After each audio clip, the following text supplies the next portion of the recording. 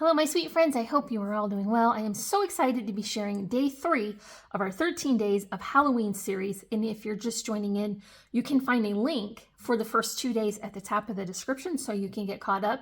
Don't forget to listen throughout the video for the question of the day. We're creating a pocket flip folio today, and adding the pages for this book could not be any easier. We're going to wind up with full-size flip pages as well as lots of pockets so that we can have loads of inserts and tags.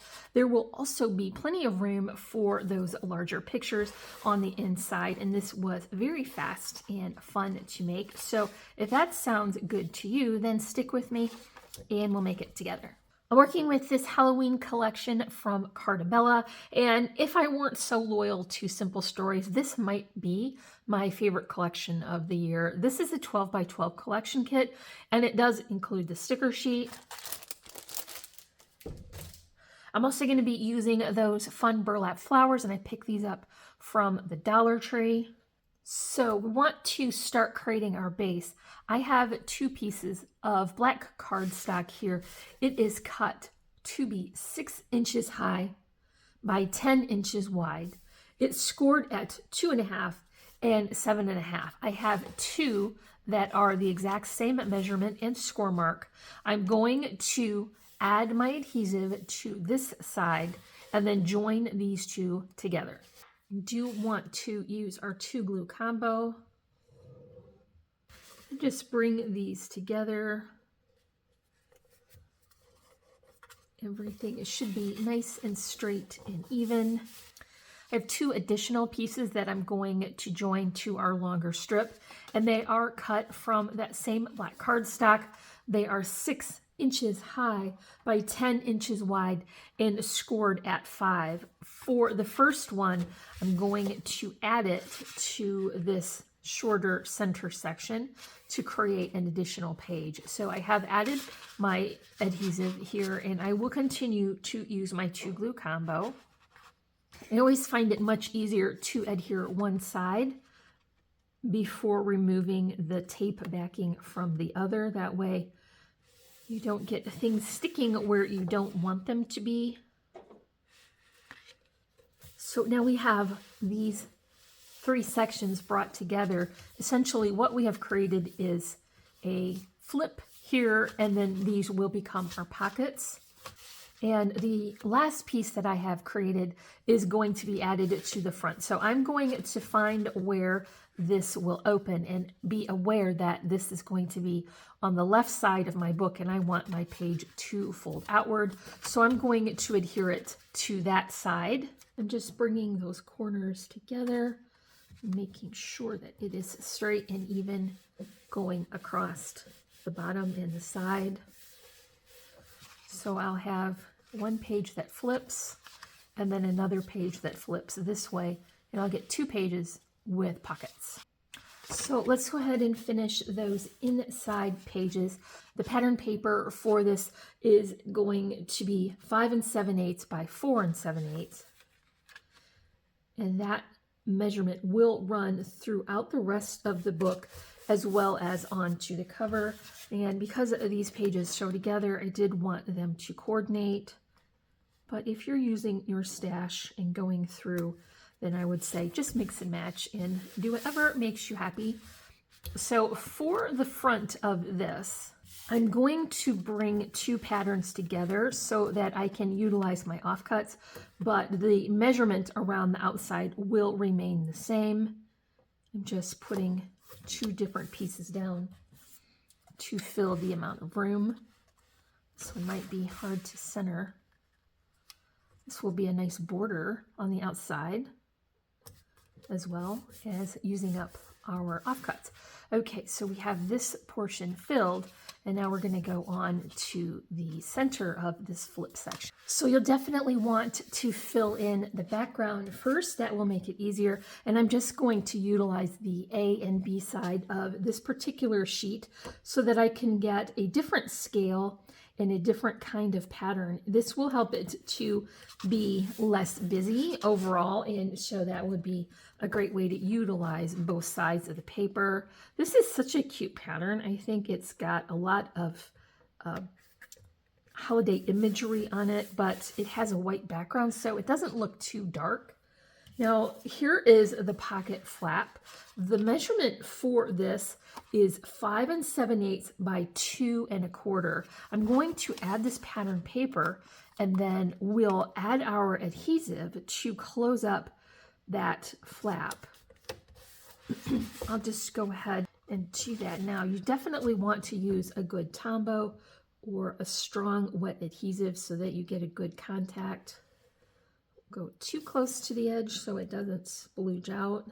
And then hold this in place.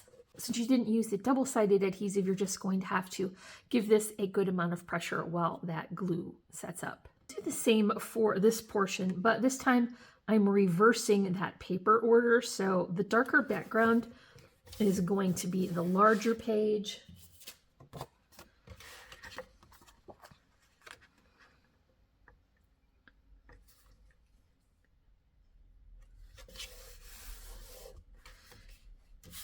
And then I'm utilizing the holiday patterns for my pocket.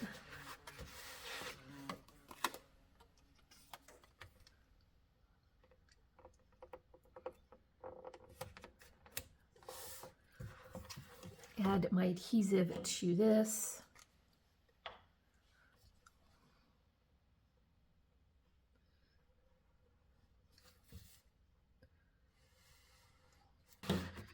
And then I'll just press that over and go ahead and fold this up so I can put pressure on both sides at once. So I guess while we're waiting for the eternity for the glue to set up, I'll ask the question of the day. Do you prefer Halloween candy that is chocolate or candy that is fruity or gummy? And for myself, I can say I have never met a gummy bear or Swedish fish I didn't like. So I'm going to pick fruity candy, and you can let me know in the comments what is your choice. Okay, so our first section is all dried and ready. I'm gonna add some tags to this, and these are in the form of the journal cut aparts from the collection, and there were plenty to choose from. I'm picking a 4x4 and a 3x4 for each of these pages. And I'll just tuck that into there. Now I want to add this section along with the other one that I have prepared to a cover so that we can bring these pieces together. So this next piece of black cardstock is 6 high by 10 3/4 wide. I have waited to add these to it before I make my score lines because I want it to be scored exactly at the end of this insert, and so I thought it would be much easier to do that when I have it already stuck down. So once again, we've got to use our 2 glues.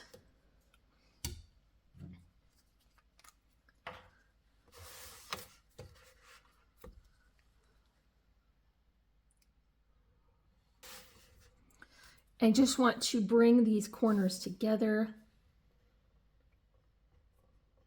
It can be a little tricky sometimes when the cardstock you're using is very dark because it's hard to see a contrast, but just take your time and get that positioned so that those corners and the edge meet up.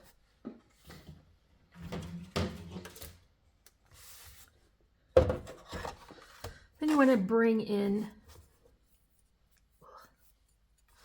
your scoreboard and line that up to one of the grooves. And that will be your first crease.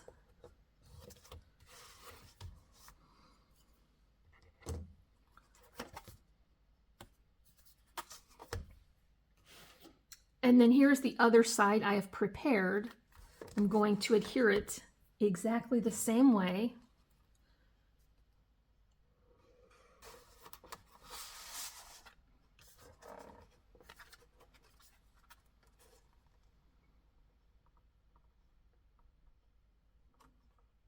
Then I'll line that edge up with one of the grooves and put my next score line in on that side.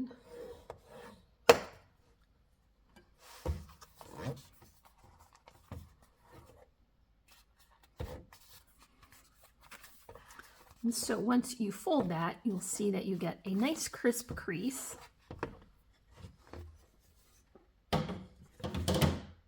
And this is so nice and thick and chunky already. I'll show you the tags here in the second portion. So we have some jack-o'-lanterns here, and then tags in the 4x4 and 3x4 size for each one of these pockets.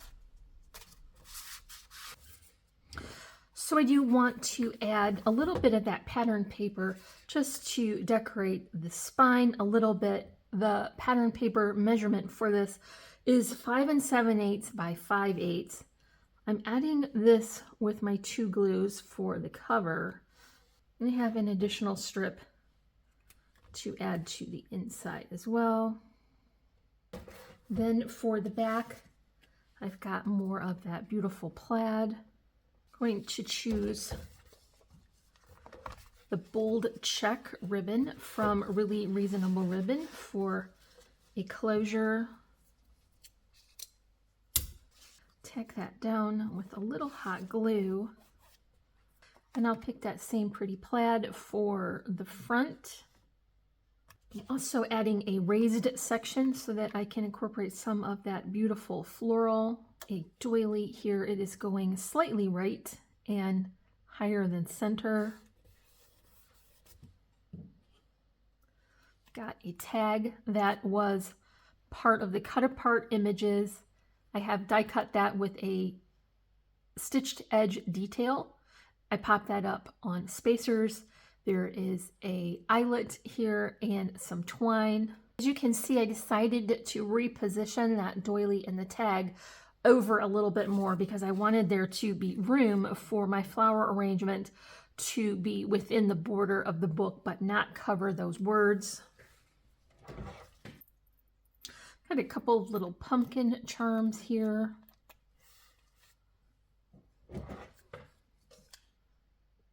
Added those with string and hot glue. And I'll cover those cut ends with a button. And last but not least, I want to add a couple of these pretty coordinating sequins.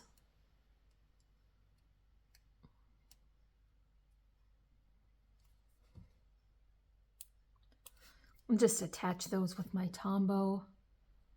I think I want to bring in just a little bit of stickles here and give some detail to this jack-o'-lantern. Just bring it in from the corners so that I don't get too much.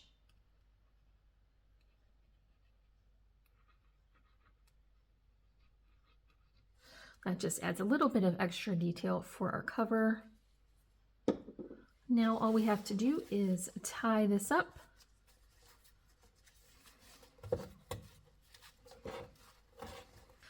Once I have my bow in the size that I want, I can remove the excess ribbon. And that is all for day 3. Make sure you come back tomorrow for day 4. And if you enjoyed this tutorial, let me know in the comments. Give me a big thumbs up for this video. And we'll leave links in the description for the products I mentioned as well as our socials. And if you're not already, I would love for you to subscribe to join our Crafty Little family. As always, I'm wishing you a happy and productive day. And I thank you so much for watching. Bye.